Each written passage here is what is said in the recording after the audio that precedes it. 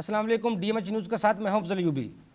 मेरे साथ इस वक्त लाइन पर मौजूद हैं ज़ियाद रिजवी साहब, जो साबिक सूबाई वज़ीर ख़जाना भी रह चुके हैं, पैटर्न लाहौर टैक्स बार हैं, सीनियर एडवोकेट हैं। ज़ियाद रिजवी साहब, अपने शो में आपको वेलकम करते हैं। ज़िया साहब, ये बताइएगा, जो टैक्स निज़ाम में तब्दीलियाँ लाई जा रही हैं, सिस्टम को ऑनलाइन किया जा रहा है, आप क्या समझते हैं? ज़मीन हक़ाइक़ इसकी इजाज़त देते हैं या नहीं? ज़मीनी हक़ाइक़ ये ले जाना उसको जो है, ये तो बहुत अच्छी चीज़ है, क्योंकि हम सबको IT पे जाना चाहिए, सारी दुनिया इस पे चल रही है। लेकिन जो हक़ाइक़ हैं वो हमारे मुल्क के डिफरेंट हैं।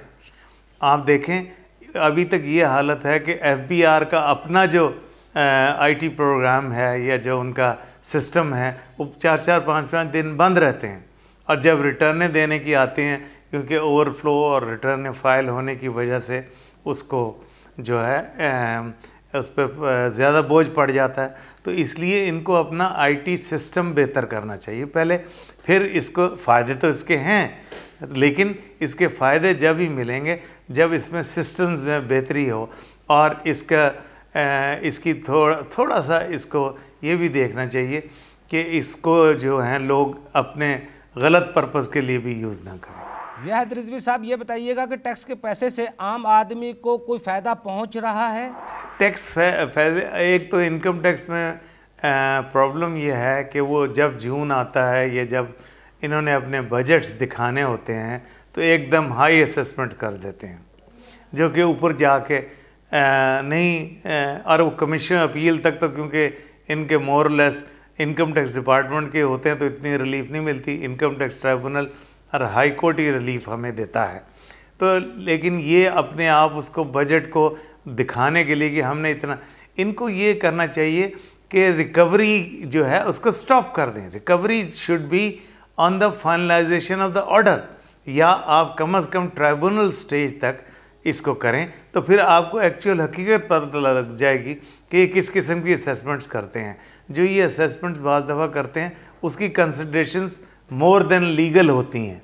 तो ये मैं इससे ज़्यादा और कुछ नहीं कहूँगा। ज़ियाद रिजवी साहब, ये बताइएगा कि IMF की शराइत मानने के अलावा हुकूमत के पास कोई दूसरा रास्ता मौजूद है?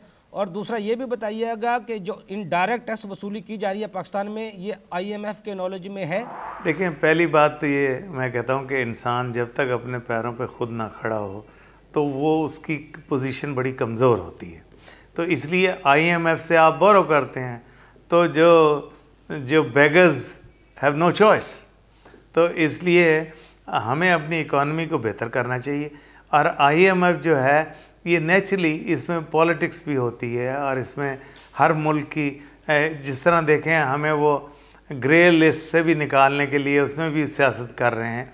तो इस तरह ये लोग सियासत करते हैं और इकॉनमी को उस पर, लेकिन इंसान को जो अब फैसले करने चाहिए उसमें ये सोचना चाहिए कि वो अगर उनसे बोरो भी करते हैं तो उससे कॉमन मैन को कोई रिलीफ दे रहे हैं कि नहीं दे रहे हैं। ये सिर्फ नहीं देखना चाहिए कि इससे हमने इम्प्रूव जो है, क्या पोजीशनें इम्प्रूव करनी। पोजीशन इम्प्रूव गरीब मुल्क में गुर्बत को दूर करने का, और गुर्बत करने के 3-4 चीज़ें हैं। आपका आटा, चावल, दाल, चीनी, ये चीज़ों को आप कंट्रोल करें और इसमें सब्सिडीज़ दें, जिससे कॉमन मैन को पेट्रोल, जैसे कि अब आजकल प्राइम मिनिस्टर साहब कर रहे हैं, तो ये अगर चीज़ें करेंगे तो इंशाल्लाह सक्सेस होगी। लेकिन अपनी थोड़ी सी टर्म्स एंड कंडीशंस को आप लोगों को IMF के सामने रखें। यू प्रेजेंट योर केस कि कोविड की वजह से कितना क्या हालात हैं, तो हर बड़ा मुल्क झुक गया है, तो हमें भी आप थोड़ी सी रिलीफ इन बातों में दें। ज़िया साहब, जब हर शख्स से इनडायरेक्ट टैक्स वसूल किया जाता है, फिर चोर का लफ्ज़ क्यों बोला जाता है? दूसरा, जब लोग टैक्स नेट के दायरा कार में नहीं आते, उनसे इनडायरेक्ट जो टैक्स वसूल किए जाते हैं, क्या ये फंडामेंटल राइट्स के ख़िलाफ़ नहीं? देखिए, ये काफ़ी पहले ये सिस्टम शुरू किया था, क्योंकि यहाँ पर अवॉइडेंस ऑफ टैक्सेशन बहुत थी। तो इसका ये एक सिस्टम ये लाए थे कि जितना भी टैक्स पहले फर्स्ट हैंड पे कलेक्ट कर लिया जाए। अब जैसे जैसे एजुकेशन हो रही है, जैसे जैसे IT आ रहा है, तो ये जो डायरेक्ट पेमेंट है इसको कम करना चाहिए, क्योंकि ये जो है इससे बाज़ लोगों पे जुल्म भी होता है। यार ये कहते हैं जी रिटर्नें हमारी बहुत थोड़ी हैं, लेकिन आप ये देखें, आपने माचिस पे टैक्स ले लिया, आपने टोकन टैक्स पे इनकम टैक्स ले लिया, आपने जो दुनिया जहान की चीज़ें हैं, बिजली पे, गैस पे, हर चीज़ पे तो आप टैक्स ले रहे हैं। तो इनडायरेक्ट टैक्सेशन से जो गुर्बत लाइन वाले हैं उन पे आती है problems, which is causing lot of difficulties for poor people.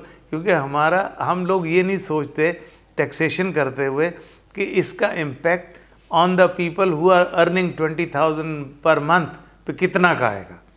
इस डायरेक्ट टैक्सेशन से, इस किस्म से ये जो इनडायरेक्ट टैक्सेशन ये जो होती है, इससे उन लोगों पे ज़्यादा इफेक्ट होता है जिनकी सैलरी बहुत थोड़ी होती है।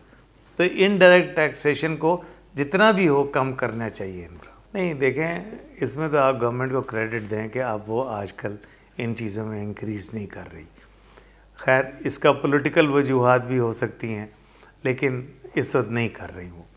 और दूसरा जो है, गवर्नमेंट को इसमें अभी अगर इंटरनेशनली जो है सऊदी अरेबिया के पे चेक्स एंड बैलेंसेस अमेरिका ला रहा है, तो उनको उसको प्राइस को कम भी हो जाए तो फिर इंशाल्लाह उसमें इम्प्रूवमेंट होगी। लेकिन गवर्नमेंट में इसमें हाथ बंधे हुए हैं और वो उनकी कोशिश ये है कि अब और इन पे प्रेशर ना डालें। ज़िया साहब, हुकूमत 2.5-3 साल में FBR में रिफॉर्म्स या इस्लाहात लाने में कहाँ तक कामयाब हुई है, आप क्या समझते हैं? इसके तो मुतालिक मैं ये कहूँगा, हुकूमत अपनी गवर्नेंस नहीं बेहतर कर सकी तो FBR की क्या कर लेगी। Position is the same. Zia साहब, सेनेट इलेक्शन के बाद हुकूमत का लाहेमल क्या होगा? हुकूमत का लाहेमल का सेनेट इलेक्शन से कोई ताल्लुक़ नहीं।